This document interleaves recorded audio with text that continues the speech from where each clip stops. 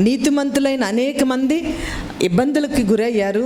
నీతిమంతులైన అనేక మందికి ఎన్నో శోధనలు వచ్చాయి. అయినంత మాత్రాన వాళ్ళు భయపడిపోయి సిగ్గుపడిపోతే ఈ రోజున వాళ్ళందరి సాక్ష్యాలు మనకి ఉండవు. కాబట్టి ఈ రోజున మన జీవితాల్లో దేవుడు చేసిన కార్యము ప్రతిదీ ఆర్భాటంగానే మనం ఎంచుకోవాలి. అప్పుడు మనకి ఆరోగ్యము ఆర్భాటంగా ఉంటుంది. ప్రతి విషయంలో కూడా ఆర్భాటం అనేది చాలా ముఖ్యం. ఆర్భాటం అంటే ఆడంబరాల కోసం చెప్పట్లేదు నేను. ఆర్భాటం అంటే మన జీవితంలో దేవుడు చేసిన మేలైన, అనుకోనికుండా వచ్చేటువంటి కష్టమైన మనం ఆర్భాటంగా చెప్పుకోగల సత్తా ఉండేదే బ్యాలెన్స్ జీవితం. అదే క్రైస్తవ జీవితం. కాబట్టి దేనికి మనం సిగ్గుపడాల్సిన పని లేదు. కష్టంలో ఉన్నప్పుడు యేసేపుని దేవుడు చూపించాడు, రాజుగా ఉన్నప్పుడు యేసేపుని దేవుడు చూపించాడు. కష్టాలు ఉన్నప్పుడు యేసేపు జీవితాన్ని మరుగు చేయలేదు, రాజుగా ఉన్నప్పుడు ఆర్భాటంతో చూపించలేదు. కష్టంలో యేసేపు ఏం చేశాడో మనకు తెలిసింది, రాజుగా ఉన్నప్పుడు కూడా ఏం చేశాడో మనకు తెలిసింది. అదే మనం చెప్పుకుంటున్నాం ఈ రోజున. కాబట్టి ఇక్కడ ఈ రోజున మనం చెప్పుకునే వాక్యం ఏంటి అని అంటే, ఇక్కడ నేను పుత్రహీనుడనై ఉండవలసిన ఎడల పుత్రహీనుడను నగుదునని వారితో చెప్పాను. ఇక్కడ 15వ వచనంలో మనం చూస్తే, ఆ మనుషులు ఆ కానుకలు తీసుకొని ఎవరెవరంటే ఇక్కడ అన్నదమ్ములు అందరూ కూడా ఐగుప్తు దేశానికి వచ్చేసారు. ఏదైతే కండిషన్ పెట్టాడో యేసేపు, ఏం కండిషన్ పెట్టాడు అని అంటే, మీ తమ్ముడు ఒకడు ఉన్నాడు కదా, అతని పేరేంటి, బెన్యామీను తీసుకొని మీరు రండి, అప్పటి వరకు ఇక్కడ సిమ్యోనిని ఉంచండి అని చెప్పి వెళ్ళిపోయారు. వాళ్ళ రోకలన్నీ అయిపోయిన తర్వాత తండ్రి ఈ ఒప్పందంతో మీరు పట్టుకెళ్ళండి యేసేపు దగ్గరికి, మంచి ఘనమైనటువంటి బహుమతులు పట్టుకెళ్ళండి, ఈ బహుమతుల నిమిత్తమైన అతను కరిగి మీ తమ్ముడిని మీతో పంపించేస్తాడు, మరలా మనకు ధాన్యం ఇస్తాడు అనే ఆశతో పంపించాడు. ఒకవేళ పంపించకపోతే దేవుని చిత్తం. కొన్నిసార్లు నేను ఒక్కటే చెప్తాను, ప్రార్థన అనేది మనకు నచ్చింది దేవుణ్ణి అడగటం, అంటే మనకు కావలసింది దేవుణ్ణి అడగటం. ఆరాధన అనేది మనం అడిగినప్పుడు దేవుడు మనకి ఇవ్వకపోయినా కూడా దేవుని చిత్తం కొరకు కనిపెట్టడం. ప్రార్థన ముఖ్యమే కానీ ఆరాధన ఇంకా ముఖ్యం. జరిగినా జరగకపోయినా దేవుడు మనకిస్తాడు అని ధ్యానములో కనిపెట్టడమే ఆరాధన. ప్రార్థన ముఖ్యము, ధ్యానము ముఖ్యమే. ప్రార్థన చెయ్యాలి మనకు కావలసిన దానికోసము. ఒకవేళ అది లేట్ అయినా రాకపోయినా ధ్యానములో ఉండాలి, దేవుడు చేస్తాడు. ధ్యానం అంటే అర్థం ఏంటి అని అంటే, లోతుల్లో నుంచి ధైర్యాన్ని నింపుకొని సత్తా ఇస్తుంది ధ్యానం. మనల్ని ఆ ధ్యానం ఏం చేస్తుంది, బలపరుస్తుంది, స్థిరపరుస్తుంది, తప్పటడుగు వేయకుండా నడిపిస్తుంది. అందుకని ఎప్పుడూ కూడా ప్రార్థన మాత్రమే కాదు కానీ ప్రార్థన తర్వాత మనం కొంత సమయం ధ్యానించాలి. మనం అడిగిన ప్రతిదీ దేవుడు ఇచ్చేయాలని రూల్ ఎక్కడా లేదు. మనం కన్న తల్లిదండ్రులే మనం అడిగిన ప్రతిదీ ఇవ్వట్లేదు. అలాగే మన జీవితంలో మనకు కావలసిన ప్రతిదీ మనము సంపాదించుకోలేకపోతున్నాము. కానీ మనం అడిగిన ప్రతిదీ దేవుడు మనకి ఇచ్చేయాలి అని మనం ఆశపడిపోకూడదు. ఇవ్వాలి అని కోరుకోవచ్చు కానీ ఇవ్వకపోయినా కూడా మనము ఇంకొకటి దేవుడు మనకి ఏదో ఇస్తున్నాడు అని ధ్యానంలోకి వెళ్ళిపోవాలి. అలాంటి ధ్యాన ప్రార్థన చాలా ముఖ్యము. ఇక్కడ వీళ్ళు ఏం చేశారు అని అంటే, అన్నీ పట్టుకొని వచ్చారు. ఎవరు, యేసేపు యొక్క అన్నదమ్ములు. ఎక్కడి నుంచి వచ్చారు ఈ అన్నదమ్ములు? ఎక్కడి నుంచి వచ్చారు? ఎక్కడి నుంచి? ఇశ్రాయేలు దేశం నుంచి. ఎక్కడికి వచ్చారు? ఎవరున్నారు అక్కడ? యేసేపు ఉన్నాడు. యేసేపు ఎలా ఉన్నాడు అక్కడ? ఎందుకు వచ్చారు అన్నదమ్ములు? ధాన్యం కోసము వచ్చారు. అయితే ఒక కండిషన్ పెట్టాడు, మీ తమ్ముడిని తీసుకురండి, ఇంకొక తమ్ముడిని విడుదల చేసుకోండి అని చెప్పాడు. తమ్ముడితో పాటు కొన్ని ప్రత్యేకమైన బహుమతులు కూడా పట్టుకొచ్చారు. అక్కడ వరకు మనం చెప్పుకున్నాం. వచ్చిన తర్వాత ఏం జరుగుతుంది అని అంటే, ఆ మనుషులు ఆ కానుకలు తీసుకొని చేతులలో యోసేపు యొద్ద నిలిచి, యోసేపు వారితో నున్న బెన్యామీని చూసి తన గృహ నిర్వాహకునితో, ఈ మనుషులను ఇంటికి తీసుకొని పోయి ఒక వేటను కోసి వంట సిద్ధము చేయించుము, మధ్యాహ్నమందు ఈ మనుషులు నాతో భోజనం చేయదు. ఇదంతవరకు బాగానే ఉంది. అంటే ఎప్పుడు కూడా కర్మలు అనేవి మనల్ని వెంబడిస్తాయి ఉంటాయి. కర్మలు అనేవి మనల్ని వెంబడిస్తాయి. అంటే చేసినవి మనం మర్చిపోతామేమో కానీ ఆ కర్మ అనేది మర్చిపోదు, మనల్ని వెంబడిస్తూనే ఉంటుంది. అందుకనే మనం ఏదైనా చేసే ముందు, ఏదైనా మాట్లాడే ముందు ఆచితూచి చెయ్యాలి, ఆచితూచి మాట్లాడాలి. కర్మ అనే దాన్ని ఎవరూ తప్పించలేరండి. ఎప్పుడు చేసినా, ఎలా చేసినా, మనం చేయటం మానేసినా, మనం మర్చిపోయినా అది ఏదో రూపంగా మనల్ని వెంబడిస్తుంది. అందుకనే ఎప్పుడూ కూడా మనము మంచి జ్ఞానం కలిగి దేవునిలో మనము చక్కగా ఎదుగుతున్నప్పుడు ఏం చేస్తున్నాము, ఏం చెయ్యాలి, ఏం చేయకూడదు అనేటువంటి విధానంలో మనం తప్పనిసరిగా ఉండాలి. ఈ మనుషులు నాతో భోజనము చేయుదురని చెప్పాను. యేసేపు చెప్పినట్లు అతడు చేసి ఆ మనుషులను యేసేపు ఇంటికి తీసుకొని పోయెను. ఆ మనుషులు యేసేపు ఇంటికి రప్పించబడినందున వారు భయపడరి. హల్లెలూయా. ఇక్కడ యేసేపులో సంతోషం ఉంది, అన్నదమ్ముల్లో భయం ఉంది. యేసేపులో ఏముంది?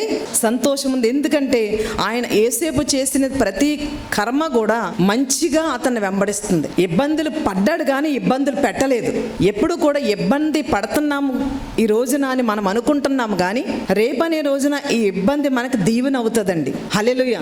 కానీ ఇబ్బంది పెట్టిన ప్రతి ఒక్కరికి కూడా ఈ ఇబ్బంది పెట్టిన ప్రతి దానికి డబల్ తప్పనిసరిగా కర్మ రూపంలో వస్తుంది. అందుకనే ఎప్పుడు కూడా మనము ఈ రోజు కోసమే కాదు కానీ రేపు అనేది మనకు ఉంది. దాంట్లో ఈ కర్మ అనేది మనల్ని వెంబడించి మనల్ని కఠోరమైనటువంటి ఆ యొక్క శక్తితో మనల్ని గుంజుతుంది, ముంచుతుంది, ఊపిరి ఆడకుండా కలవర పెడతాదని మనం అస్సలు మర్చిపోకూడదు. యేసేపులో ఏముంది? సంతోషం ఉంది. అన్నదమ్ముల్లో ఏముంది? అక్కడ ఏం జరిగింది అని అంటే, మా ఇంటికి తీసుకువెళ్ళండి, యాటను వేసి మంచిగా భోజనం రెడీ చేయండి అన్నాడు. అంతే. మళ్ళీ భయపడ్డానికి అక్కడ ఏమీ జరగలేదు. జరిగిందా? ఒక్కొక్కసారి మనం చేసిన కర్మఫలం ఎలా ఉంటుందంటే, దేవుడు మనకు మేలు చేసినా కూడా ఆ మేలును మనం అనుభవించలేము. దేవుడు మనకి ఎంత మంచి చేసినా కూడా ఎందుకు అని అంటే కర్మ. మనం ఏం చేసాము అనేది ఎప్పుడు కూడా మనల్ని వెంటాడుతూ ఉంటుంది. ఇక్కడ అన్నదమ్ములు భయపడాల్సిన రీతి ఇక్కడ ఏమీ లేదు. రాగానే చాలా ప్రేమగా ఆహ్వానించుకున్నారు. ఎవరికి జరగనంత మర్యాద వాళ్ళకి జరిగింది.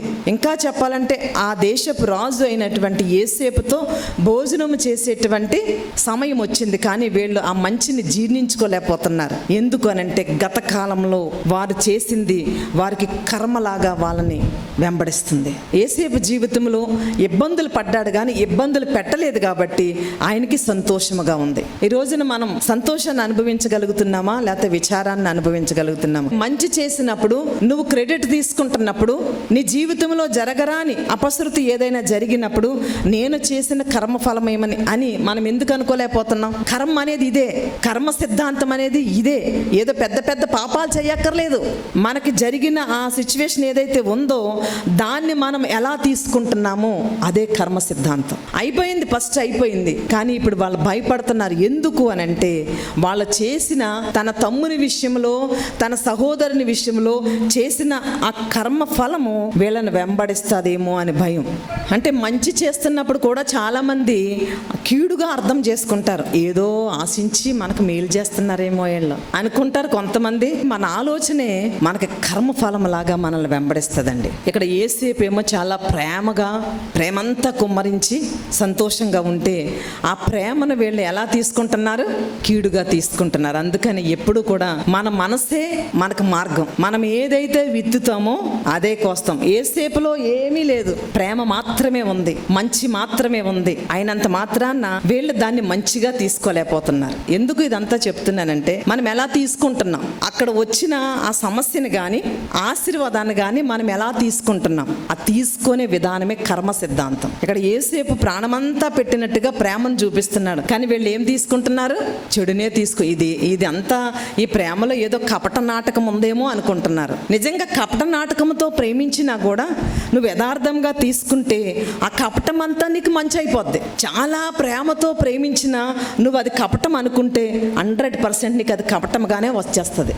నువ్వు కోసేటప్పుడు అదే వస్తుంది. దేవుడు మనకి ఎంత చేసినా మనం సరిగా తీసుకోకపోతే అదేమవుతుందంటే, తప్పనిసరిగా దేవుడు ఎప్పుడూ కూడా రొట్టెని అడిగితే రాయినివ్వడండి, కర్రను అడిగితే పామునివ్వడు. కానీ మనమే అనుకుంటాం ఆ కర్ర పాము అనుకుంటున్నాము, ఆ రొట్టె రాయి అనుకుంటున్నాము. మన చేతిలోకి వచ్చినప్పుడు అదేమవుతుందంటే, ఆయన ఇచ్చినప్పుడు రొట్టెగానే ఇస్తున్నాడు, కానీ మనం అది రాయి అనుకుంటున్నాం కాబట్టి అది రాయా అయిపోతుంది. ఇక్కడ వీళ్ళ పరిస్థితి కూడా అదే వచ్చింది. ఇక్కడ గృహ నిర్వాహకుడు దేనికి సాదృశ్యంగా ఉన్నాడంటే, యోసేపుకి అన్నదమ్ములకి మధ్యవర్తిగా ఉన్నాడు. మధ్యవర్తిత్వం అనేది చాలా మెయిన్ క్యారెక్టర్ అండి ఈ రోజుల్లో. ఆనాటి నుంచి ఈనాటి వరకు కూడా ప్రభుత్వాలు నిలబడాలన్నా, ప్రభుత్వాలు కూలిపోవాలన్నా మధ్యవర్తులలో చాలా ఇంపార్టెంట్ పర్సన్స్ అండి మధ్యవర్తులు. ఆనాటి ఆ సేవా కార్యక్రమంలో కూడా దేవునికి ఇశ్రాయేలుకి మధ్యవర్తిగా ఎవరున్నారు?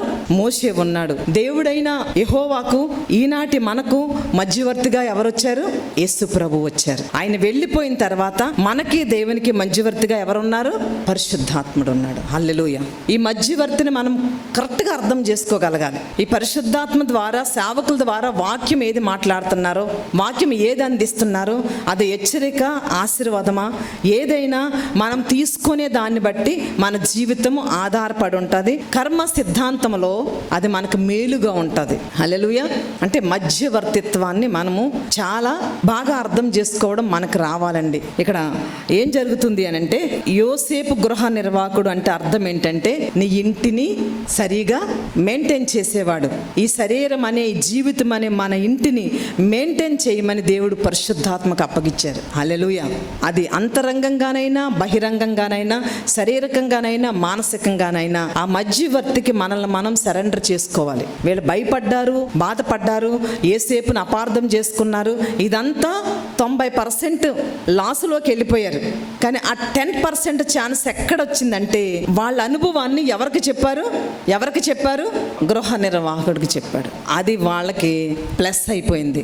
వెంట్రుక వాసలో చిన్న ఛాన్స్ వచ్చినా దేవుడు మనల్ని విడిచిపెట్టడం. మనసులో ఉన్నది ఎప్పుడైతే మనం దేవునికి చెప్పుకుంటామో, మధ్యవర్తికి చెప్పుకుంటామో, అప్పుడు సగం క్లియర్ అయిపోయినట్టు, ఇంచుమించుగా పూర్తి అయిపోయినట్టే. 90% అపార్థంలోకి వెళ్ళిపోయారు, లాసులోకి వెళ్ళిపోయారు. జరగాల్సిన నష్టం జరిగిపోతుంది ఇక. కానీ ఆ టైంలో దేవుని అనుగ్రహం ఉంది కాబట్టి, ఎందుకంటే దేవుని సొత్తు కాబట్టి, ఎప్పుడు మనకు దేవుడు ఛాన్సులు ఇస్తూనే ఉంటాడు. మనం ఎంత లాస్ అయిపోయినా, మనం ఎంత నష్టపోయినా, ఎన్ని పాపాలు చేసినా, ఇక్కడ ఏం చేశారంటే వీళ్ళు వాళ్ళ మనసులో ఉన్న బాధను చెప్పుకున్నారు. కానీ చాలా మంది చెప్పుకోక చాలా నష్టపోతారు. గాయము చేసిన వాడికి నొప్పి ఉండదండి, ఆ గాయాన్ని భరించే వాళ్ళకి నొప్పి ఉంటుంది.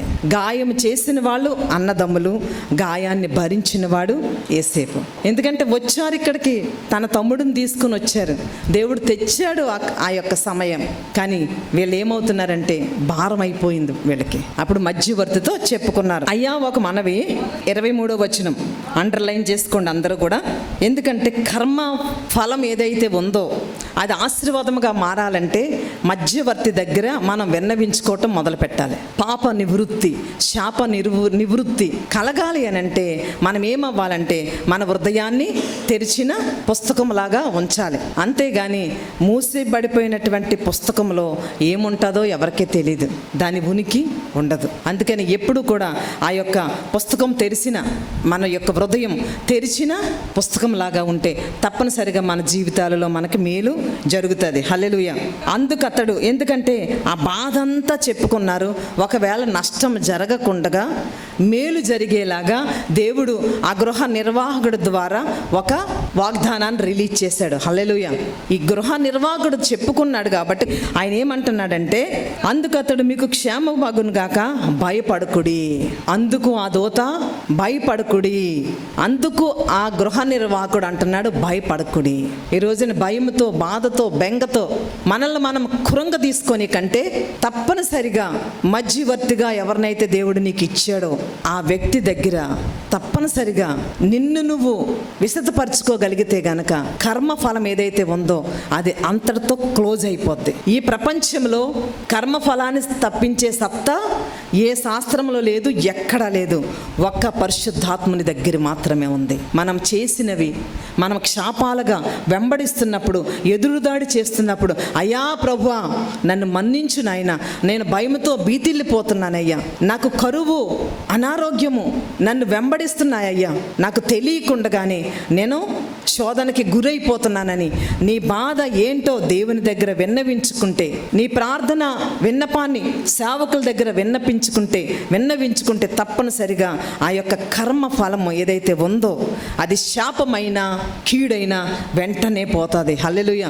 గృహ నిర్వాహకుడి దగ్గర వీళ్ళు చెప్పకుండా ఉండినట్లయితే గనక వీళ్ళు సేఫ్ జోన్లోకి వెళ్ళలేకపోదురు. ఈ మధ్యవర్తి అనే వ్యక్తి దేనికి సాదృశ్యం అనంటే పరిశుద్ధాత్మకు సాదృశ్యం. ఆత్మ చెప్పు సంగతులు చెవుగలవాడు వినుగాక. హల్లెలూయా. ఎట్టి చెవి మనకి ఉండి దేవుడు నడిపించునుగాక. ఆమేన్. హల్లెలూయా.